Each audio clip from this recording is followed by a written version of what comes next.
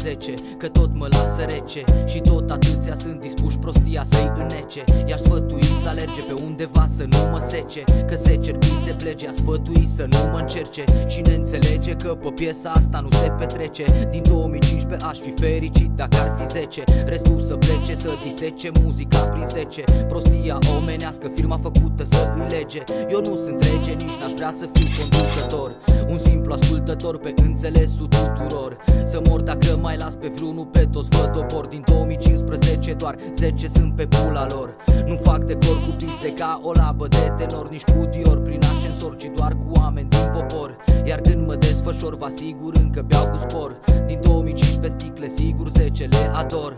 Consumator, alerg doar după normă, prind în zbor și vă tratez pe toți la fel ca pe un conspirator. Laborator îmi fac și lucrez fără corector. Nu mă cobor și vă ofer la toți iar un obuz sonor.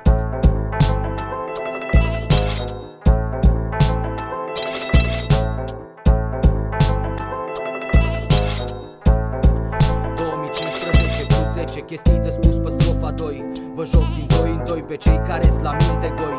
Rulez pe voi doar verde și n-am fițe de smart 2. Du-te la oi ciobane că nu e loc de tărăboi.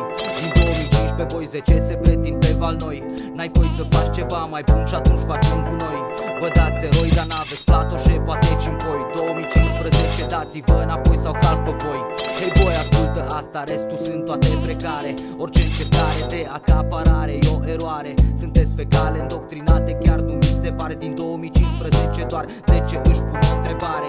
Și când dispare orice urmă de iluminare, rămâneți toți în întuneric de la mic la mare. Sunteți prin învâltoare, în jurul vostru totul moare. 2015 și încă 10 toți fără scăpare. Vă renunțim la soare, în goană toți după parale. Cumpărând vise ieftine de pe televizoare. Reclame goale, voi rânjiți ca niște animale. 2015 și încă 10 reveniți la soare.